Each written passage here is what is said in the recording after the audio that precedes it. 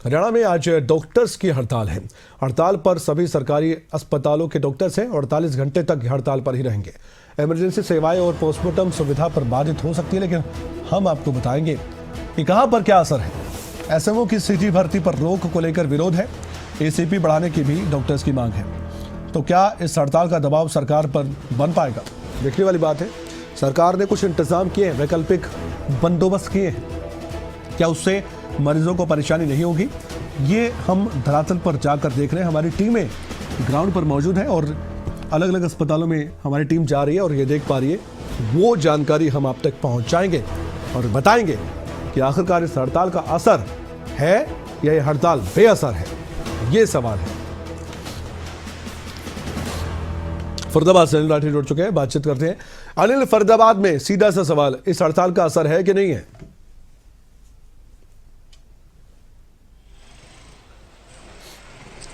बिल्कुल कमल, देखिए हालांकि डॉक्टरों की तरफ से जो है वो 2 दिवसीय हड़ताल 48 घंटों की हड़ताल की गई है, लेकिन फरीदाबाद की बात कर जाए तो फरीदाबाद के तमाम अस्पतालों में इलाज जो है वो बदस्तूर जारी है। तमाम ओपीडियां जो है वो चालू हैं। अभी इस समय हम सेक्टर 3 स्थित जो है वो एक प्रजनन शिशु स्वास्थ्य केंद्र है, जहां पर कि देख सकते हैं कि आप, हालांकि लंबी लंबी कतार जरूर आपको दिखाई देगी और लोग जो है वो धीरे धीरे जा रहे हैं, अंदर की ओर जा रहे हैं और अपने इलाज के लिए जो है वो डॉक्टरों से मिल रहे हैं। लेकिन इसमें एक बात है कमल, देखिए कि जिस तरीके से जो परमानेंट डॉक्टर हैं, मेन डॉक्टर हैं, वो पूरे तरीके से हड़ताल पर हैं। तमाम फरीदाबाद के सभी अस्पतालों की, चाहे बीके हॉस्पिटल की बात कर जाए या फिर तमाम जितने भी सीएससी सेंटर हैं उनकी बात कर जाए, इवन की बल्लभगढ़ का जो एम्स है वो, उसके भी डॉक्टर जो है वो पूरे तरीके से हड़ताल पर हैं। लेकिन इसके अलावा वैकल्पिक जिस तरीके से लगाया गया है, बाकायदा जो ट्रेनी डॉक्टर हैं उनकी सरकार की तरफ से ड्यूटी निर्धारित की गई है। साथ ही साथ जो भी परमानेंट स्टाफ नहीं है, डीसी ग्रेड पर जो स्टाफ है, उसकी बाकायदा यहाँ पे ड्यूटी लगाई है ताकि आम जन को किसी भी तरह की समस्या का सामना ना करना पड़े। और स्वाभाविक है कि जिस तरीके से लगातार लोगों की जो, क्योंकि अमूमन देखा जाता है कि अस्पताल में काफी जो है वो बीमार मरीज आता है और उसको जब इलाज ना मिले तो कहीं ना कहीं उसकी बीमारी और ज्यादा बढ़ जाती है। तो इसको लेकर के सरकार की तरफ से सख्त जो है वो दिशा निर्देश और सख्त ही साथ जो संसाधन, यानी कि उसकी इलाज मुहैया करवाने के लिए जो संसाधन, तो वो पूरे तरीके से यहाँ पे दिखाई दे रहे हैं। हालांकि डॉक्टर अभी पूरे तरीके से अपनी मांगों को लेकर के डटे हुए हैं और साफ तौर से उन डॉक्टरों का कहना है कि हम 48 घंटे की हड़ताल पर हैं और यदि सरकार ने अब भी इन लोगों की मांगे नहीं मानी तो ये आगे जो है वो अनिश्चित काल भी हो सकती है। कहीं न कहीं कह सकते हैं कि यदि जल्द से जल्द सरकार ने इस पूरी समस्या का कोई समाधान नहीं किया तो उनका कहना है कि साफ तौर से हमारी जो, हम इतने लंबे समय से नौकरी कर रहे हैं और हम लोग यदि प्रमोशन नहीं मिलता है सीएमओ का तो उसको लेकर के सीधे तौर पर उनकी जो है वो प्रभावित होती है। तो इसको लेकर के अभी फिलहाल लोग जो है वो यहाँ पे पहुंचते हुए दिखाई दे रहे हैं। हालांकि कुछ समस्या जरूर लोगों को उत्पन्न हो रही है क्योंकि मेन डॉक्टर जो है वो अभी अपनी सीट पर नहीं बैठे हुए हैं और तमाम जितने भी जो ट्रेनी डॉक्टर हैं या फिर जो डीसी ग्रेड के स्टाफ है वो ही जो है वो सिर्फ अस्पताल को सुचारू रूप से चला रहे हैं और डॉक्टरों की कमी जो है वो लोगों को जरूर खल रही है, जिससे सीधे तौर पर लोगों को कहीं ना कहीं जो मेन प्रॉब्लम का इलाज करवाने के लिए डॉक्टर के पास आते हैं और यदि उस डॉक्टर स्पेशलिस्ट वो डॉक्टर उनको नहीं मिलता तो इसकी समस्या जो है जरूर लोगों को 2 दिन के लिए आ सकती है। जी, जैसे आम हम भाषा में कहते हैं कि काम चल रहा है, काम चलाया जा रहा है और सरकार ने कुछ इंतजाम किए थे ताकि इस हड़ताल का असर ना हो।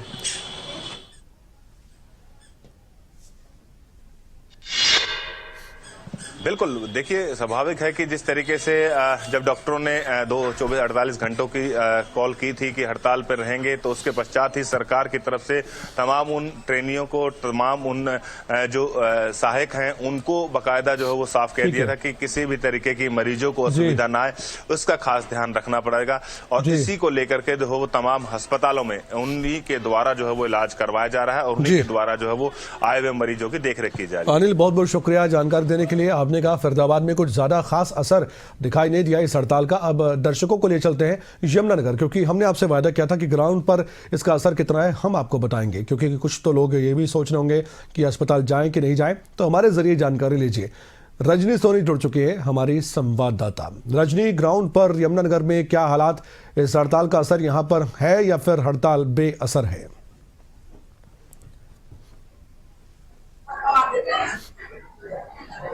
देखिए कमल, मैं इस समय यमुनानगर के सिविल अस्पताल में खड़ी हूँ, लेकिन यहाँ पर इस तरह से असर जो है हड़ताल का वो दिखाई नहीं दे रहा। हालांकि आज और कल की सरकारी डॉक्टरों ने हड़ताल रखी है। एक बार मैं आपको तस्वीर दिखाऊं, ये यमुनानगर के सिविल अस्पताल की तस्वीर है जहाँ पर बाहर पर्ची कट रही है और आप लंबी कतारें ये जो है वो यहाँ पर देख सकते हैं, क्योंकि आज सोमवार है, 2 दिन की छुट्टी के बाद लोग आते हैं तो काफी ज्यादा भीड़ है।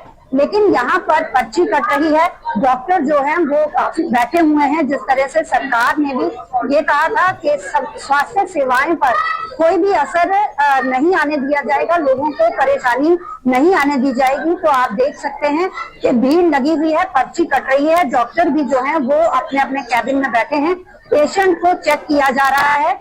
हमने अभी यहाँ पर पेशेंट से बात भी की थी, तो उन्होंने भी यही कहा कि जो डॉक्टर हैं वो वहाँ पर बैठे हुए हैं। हालांकि जो सरकारी डॉक्टर हैं वो हड़ताल पर हैं और वो अभी तक अस्पताल में किसी तरह से कोई प्रदर्शन करते हुए नजर नहीं आ रहे हैं, अपने अपने घरों में ही बैठे हैं। यहाँ पर तमाम वो लोग हैं जो चेक करवा चुके हैं। भाई साहब कहाँ से आए? चेक करवा लिया आपने? कौन से डॉक्टर के पास आए थे? तो चेक कर लिया उन्होंने।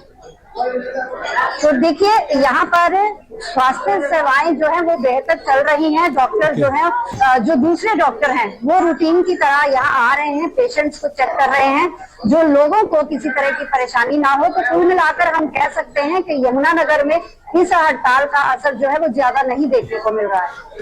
रजनी, बहुत बहुत धन्यवाद, आपने जानकारी दी है इस खबर को लेकर, और आपने यमुनानगर में भी बताया कि रेगुलर डॉक्टर तो नहीं, लेकिन जो इंतजाम सरकार ने किए हैं, डॉक्टर अपनी सीट पर बैठे हुए हैं और मरीजों का इलाज भी कर रहे हैं, ओपीडी भी देख रहे हैं। शुक्रिया जानकारी के लिए।